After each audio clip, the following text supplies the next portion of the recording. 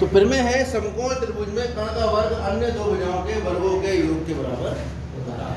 इसी फिरमे में एक और फिरमे में सिद्ध करवा दूंगा, वो सिद्ध करवाने के बाद बताऊंगा कि सिद्ध हो गई, ठीक है, क्योंकि अगर मैं उसका कथन बताऊंगा आपको तो समझ में आएगा नहीं। तो सबसे पहले एक समकोण त्रिभुज हमारे पास होना चाहिए, क्योंकि उसने ये कह दिया समकोण त्रिभुज में बन जाओ रचयिता और समकोण त्रिभुज के रचना। समकोण त्रिभुज के अलावा एक कोण 90 का हो गया होगा, आपको मैंने बताया दिया है। क्या ज्ञात है आपको इस प्रमेय में? आपको ज्ञात है कि त्रिभुज ए बी सी क्या है? समकोण।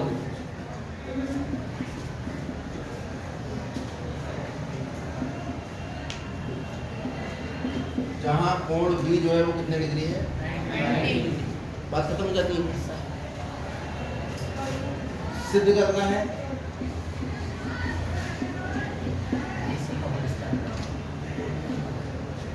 समकोण त्रिभुज में कर्ण का वर्ग। महाभारत में सबसे बड़े कौन थे? पांडव।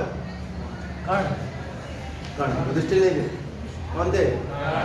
ऐसे समकोण त्रिभुज में सबसे बड़ी भुजा जो होगी, और एक और पहचान है कि 90 डिग्री के सामने वाली भुजा उसका नाम भी कर्णी होता है, और सबसे बड़ी देखने में भी आपको यही लगेगी, ठीक है। समझ गए होगे अब आप समकोण त्रिभुज में कर्ण किसे कहते हैं। अन्य दो भुजाएं कौन हुई? ये वाली और तो ये कह रहे हैं कि किसी समकोण त्रिभुज में कर्ण का वर्ग एसी है, कर्ण उसका वर्ग बराबर अन्य दो भुजाएं ए बी और बी सी के वर्गों का योग होता है। ये हमें सिद्ध है। ये भी अलग है, कभी इसको इसमें मिला कर कोई दिक्कत? अब कुछ तो है नहीं सिद्ध करने को, कुछ नहीं, रचना करो। क्या रचना करें? बी से एक लंब डाल देते हैं एसी पर।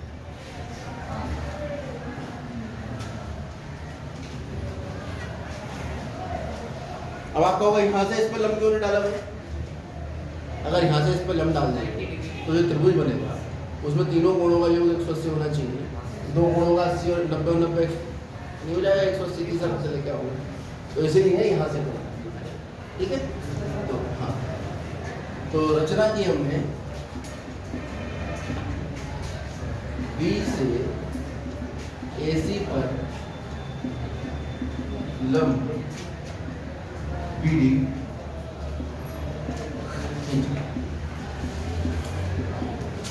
या आप कह सकते हो कि बी डी लंब है एसी पर। ये शॉर्ट तरीका है लिखने का। इतनी बड़ी बात कि बी डी लंब है एसी पर, ये लिखने के लिए हमने इतने छोटे से इसका निशान का प्रयोग करके भी आप कोई समस्या यहाँ तक। अब उत्पत्ति दें।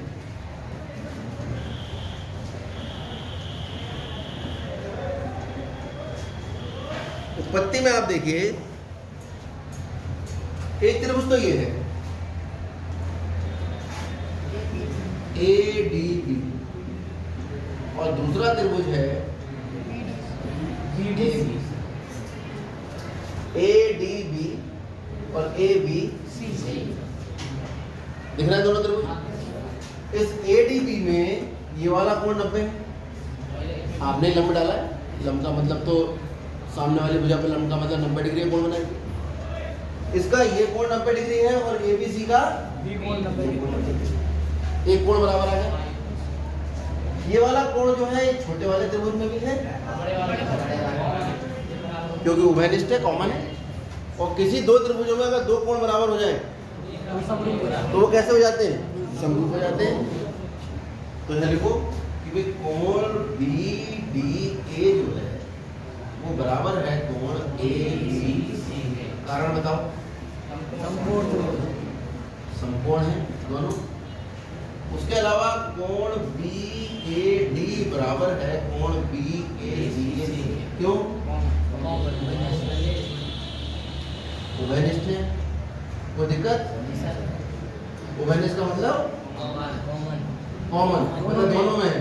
तो ये वाला कोण दोनों में है, बड़े वाले में भी है और छोटे वाले में भी है, तो बराबर तो होगा। जब दो कोण बराबर हो गए तो त्रिभुज ए डी बी, नाम लिखते हुए बड़ा ध्यान रखना, ए डी बी। तो जब ए बी सी का नाम लिखेंगे, ए के बराबर और डी किसके बराबर है? डी। तो लिखेंगे त्रिभुज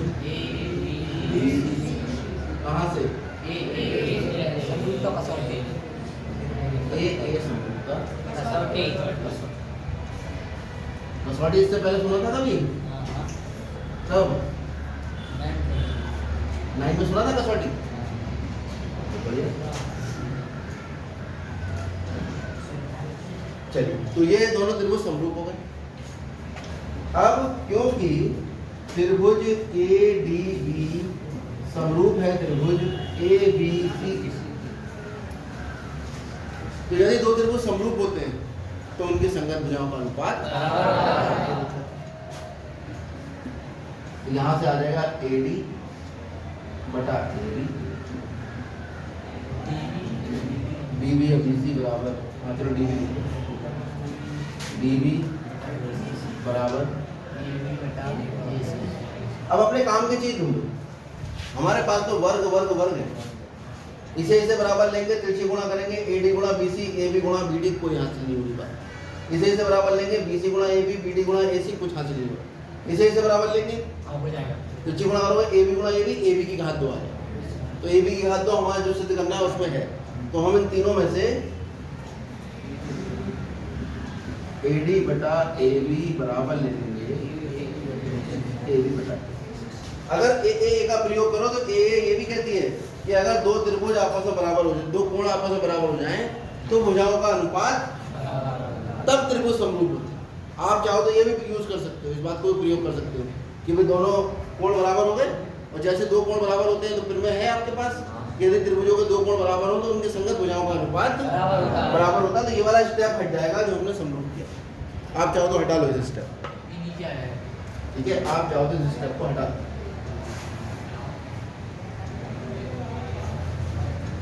ये आपके पास जैसे ही संगत कोण बराबर हुए तभी त्रिभुजों की भुजाओं का अनुपात समान हो जाएगा।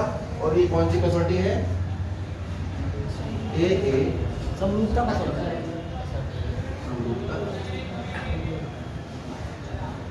नहीं तो एक बार पढ़ लो कि यदि दो त्रिभुजों में संगत कोण आपस में बराबर होते हैं तो उनकी संगत भुजाओं का अनुपात बराबर होता है, तब त्रिभुज समरूप होते हैं। ठीक है? तो हम घूम के जा रहे हैं, हम पहले संगत कोण बराबर करके कह रहे हैं कि भाई त्रिभुज समरूप होंगे, फिर समरूप त्रिभुजों की संगत भुजाओं का अनुपात बराबर होगा। घूम के आ रहे हैं, लौट के वहां से सीधे पहुंच जा रहे हैं कि दो संगत कोण बराबर है तो भुजाओं का अनुपात भी बराबर होगा। इसमें से हमने ये दो काम के निकाल लिए अपने, तिरछी गुणा कर दी।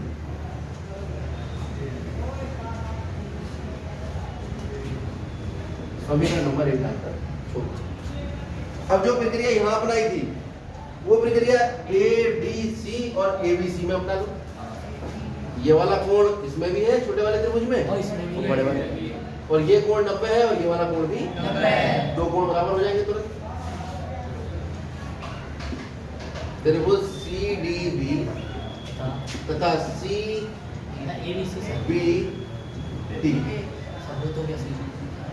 CBA।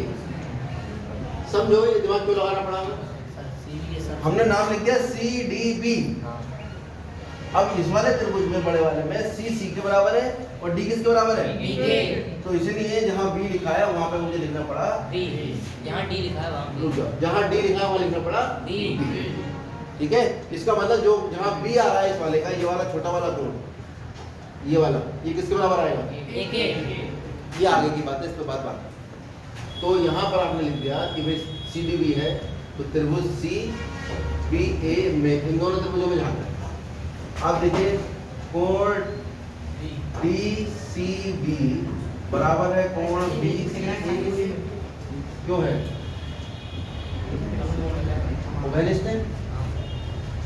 अरे DCB और BC, ये वाला ही कोण तो है। कोण तो वही होता है जो बीच में लिखा होता है ना? ये कोण की परिभाषा सबसे पहले बताई थी हमने। तो ये कोण आपस में बराबर है, क्यों? ओवेलिस्ट। ये वाले कोण का क्या नाम होगा? कोण CDB। C से बनना शुरू हुआ, D पे बना, B पे लगता हूं। और ये इस वाले त्रिभुज के कौन से कोण के बराबर है? कोण CBA। क्यों? समकोण है। और जैसे ही दो त्रिभुजों में दो कोण बराबर हुए तो उनकी संगत भुजाओं के अनुपात बराबर होंगे। यहाँ से तुरंत पता लग जाएगा कि अब ये 90 वाला कोण इस 90 के बराबर है, 90 के सामने कौन सी भुजा है? BC बटे इस बड़े वाले त्रिभुज में 90 के सामने कौन सी भुजा है? छोटे त्रिभुज में C के बराबर है, C के सामने कौन सी भुजा है? BD। और बड़े त्रिभुज में C के सामने कौन है?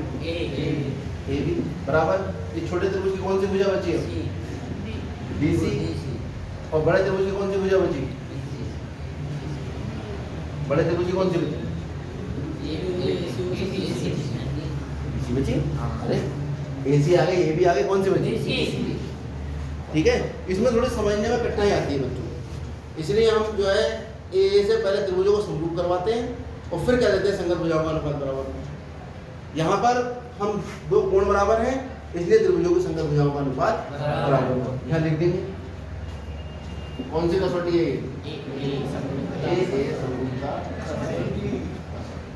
ये लिखी तो होगी ना आपने, एक पीरियड में तो यही समझाई थी हमने एक दिन, सबकी कॉपी में लिखी हुई है ना ये समरूपता कसौटी। अभी चेक करें, अब यहाँ से निकाल लो जो काम का है। BC बटे AC कौन है काम का? BC बटे AC बराबर DC बटे BC BC गुणा कर लो जो। हाँ तो AC into BC BC की घात हो जाएगा BC गुणा BC। हाँ सर बराबर ये कितना आ जाएगा? AC गुणा BC समीकरण नंबर 2, ये समीकरण नंबर 1। समीकरण 1 और 2 को जोड़ दें।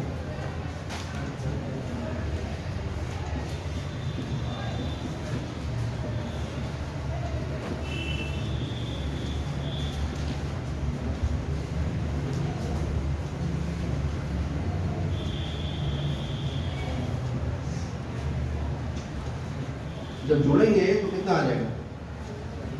AB की घात 2 प्लस BC की घात 2 बराबर RHS भी जोड़ लो, AD AC plus AC BC। कोई दिक्कत तो नहीं है? डॉट का मतलब गुणा का निशान। अब गुणा लिख दूंगा तो मैं x लगेगा, इसलिए मैंने गुणा लिख के डॉट लगा दिया। इन दोनों में क्या कॉमन आ रहा है? AC क्या बचेगा ब्रैकेट में? AD plus BC। देखना AD प्लस DC है क्या? हाँ तो AC है पूरा। AD प्लस BC क्या है पूरा? AC है। AC लिखते हैं यहाँ पर, हाँ सर और AC के AC से गुणा करो कितना आ जाएगा? अरे मुश्किल तो नहीं है फिर में ये, नहीं तो आपके पास क्या आ गया? AC का वर्ग बराबर AB का स्क्वायर प्लस BC का स्क्वायर। ये सब ठीक है। अब ये फिर में आपके कई सवाल हल करवाएंगे, जैसे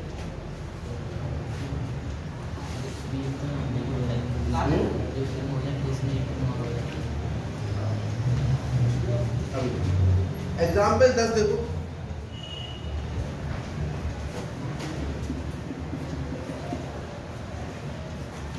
एग्जाम्पल 10 ये कह रहा है कि भाई व्यवस्था पूरी दे रखी है इसने, और इसने ये व्यवस्था दी है, चित्र दे रखा है और यहां लंब डाल रखा है। मिल गया? अब जरा इसमें ध्यान से देखो, ये वाला कोण 90 है, तो ये कोण तो इसी के बराबर और ये वाला इसके बराबर, तो साफ साफ पता लग रहा है दो कोण अगर बराबर हो तो त्रिभुज समरूप हो जाएंगे। उसी तरह लेके चलते हैं, दो कोण बराबर त्रिभुज समरूप, फिर संगत भुजाओं का अनुपात बराबर लिखेंगे, घुमा के लिखेंगे थोड़ा सा। तो आप साफ साफ देखो, कोण A बराबर कोण A और कोण ADC बराबर कोण ACB, तो साफ साफ पता लग जाएगा कि त्रिभुज ADC समरूप हो जाएगा त्रिभुज ACB के। कितने बच्चों को बात समझ में आ गई? समझ में आ गई नहीं? ये कोण इसी के बराबर, ये 90 के बराबर, तो ये छोटा वाला त्रिभुज के दो कोण बड़े वाले त्रिभुज के दो कोण के बराबर होगा। तो छोटा वाला त्रिभुज यानी ADC समरूप होगा AB AC। अब इनके संगत भुजाओं का अनुपात बराबर लिख दो, AD बटा AC बराबर BC बटा CD बराबर AC बटा तिरछी गुणा मार दो बराबर लेके, जिसमें वर्ग बन रहा हो इन दोनों में बन रहा है।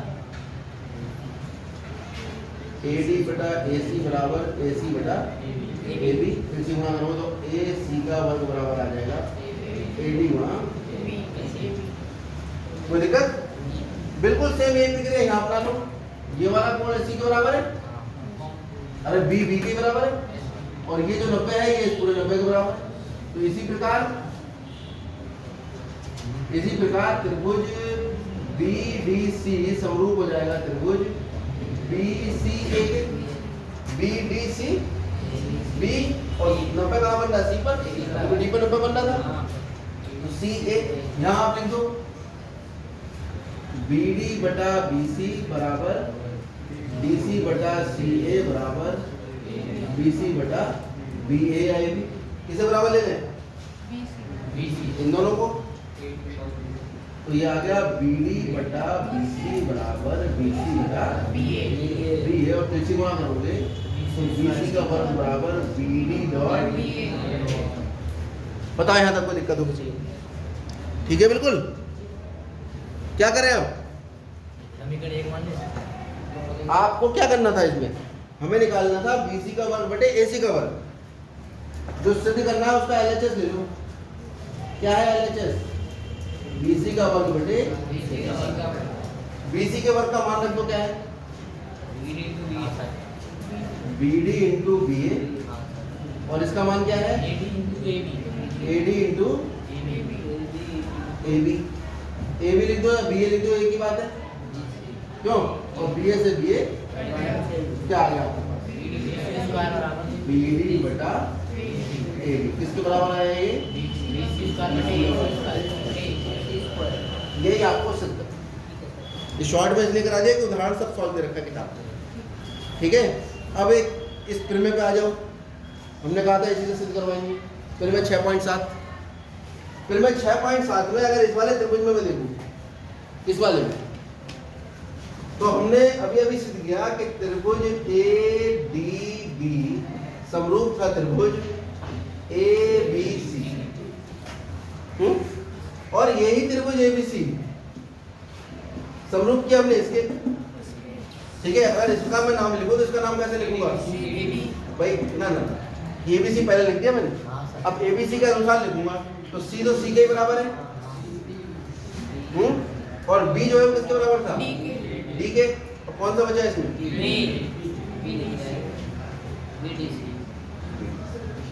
दिख रहा है सबको। अब साफ साफ पता लग रहा है कि त्रिभुज ADB समरूप है ABC के, और ABC समरूप है BDC के।